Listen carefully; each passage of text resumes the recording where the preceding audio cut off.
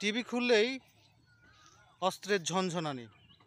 আমাদের দেশে আপাতত নয়, কিন্তু আমরা দেখতে পাচ্ছি ইসরায়েল এবং ফিলিস্তিনের যুদ্ধটা কি আসলেও আমরা মানতে পারি? মানতে পারি না। এই কারণে ফিলিস্তিনিদের যে নিরীহ নিপীড়িত হচ্ছে, ছোট ছোট বাচ্চা, তাদের ঘরবাড়ি যেভাবে ধ্বংসস্তূপ করে ফেলা হচ্ছে, সেটা আসলেই আমরা এখান থেকেও আমাদের হৃদয় কম্পিত হয়ে যাচ্ছে। আমরা ইসলাম ধর্মের বাসিন্দা, ইসলাম ধর্মকে বিশ্বাস করি, আর ইসলাম অর্থ হচ্ছে শান্তি। কিন্তু ইসরায়েলি যে বর্বরতা, তা আসলেই সকল মানুষের বিবেককে নাড়িয়ে তুলেছে।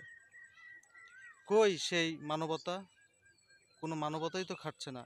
কই সেই বিশ্বের সব যুদ্ধ থামানোর বিভিন্ন প্রতিষ্ঠান? কেউ তো থামাতে পারছে না। কিন্তু এদিকে ফিলিস্তিনি নিরীহ ছোট ছোট বাচ্চা, নারী, শিশু সবাই এক্কেবারে নির্যাতিত, মৃত, খাদ্য সংকটে ভুগছে, কিন্তু কেউ আগাতে পারছে না। কিন্তু মহান আল্লাহ তাআলা আছেন। মহান আল্লাহ তাআলা সব দেখছেন। আপনি 7 দিন আগেও যে অবস্থা ছিল, ইসরায়েলেরা ফিলিস্তিনিদের উপর যে ধরনের আক্রমণ করেছিল, তারা তো চিন্তাই করে ফেলেছিল যে আমাদের বিজয় খুব সন্নিকটে। বীজ বপন করেই ফেলেছিল ইসরায়েল যে আমরা ফিলিস্তিনিদের হারিয়েছি। কিন্তু দেখেন, আল্লাহ ছাড় দেয় কিন্তু ছেড়ে দেয় না। মহান আল্লাহ তাআলা এই ইসরায়েলিদের এমন একটা বিষয়ের উপরে আঘাত হেনেছে যে তারা যুদ্ধ বাদ দিয়ে তারা এখন তাদের নিজেদের অস্তিত্বকেই টিকিয়ে রাখার চিন্তা ভাবনা করছে। কারণ সেখানে হচ্ছে আগুনের ঝড়, আগুন শুরু হয়ে গেছে, আগুন, জঙ্গলে আগুন ধরেছে, মেলা মেলা জায়গা আগুনে পুড়ে চলে যাচ্ছে। এই জিনিসটা তো মহান আল্লাহ তাআলাই সৃষ্টির, তাই না? মহান আল্লাহ তাআলা তাই সবাইকে ছাড় দিলেও যারা দোষী, যারা নির্দোষ মানুষকে শয়তানির মাধ্যমে ছাড় দেয়নি, তাদেরকে ছেড়ে দিচ্ছে না।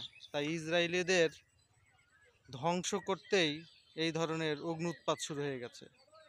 জঙ্গলে জঙ্গলে আগুন, নিরীহ মানুষদের যারা মেরেছিল, তারাই এখন নিজের অস্তিত্ব টিকিয়ে রাখার জন্য তাদের সাথে যুদ্ধ না করে এখন আগুনের সাথে যুদ্ধ করছে।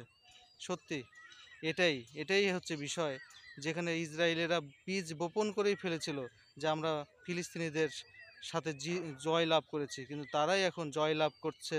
জয় লাভ তো করতেই পারছে না, তারাই এখন পরাজয়ের দ্বার প্রান্তে আগুনের সাথে। ইসরায়েল এখন দাবানল কি থামাতে পারবে? থামাতে পারছে না। তারা এখন দাবানল থামাতে গিয়ে তারা যুদ্ধ বাদ দিয়ে দিয়েছে, ফিলিস্তিনিদের সাথে যুদ্ধ বাদ দিয়ে তাদের নিজের অস্তিত্বকে টিকিয়ে রাখার চেষ্টা করছে।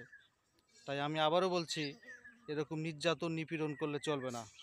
মহান আল্লাহ তাআলা আছেন, আল্লাহ তাআলা ছাড় দেন কিন্তু ছেড়ে দেয় না।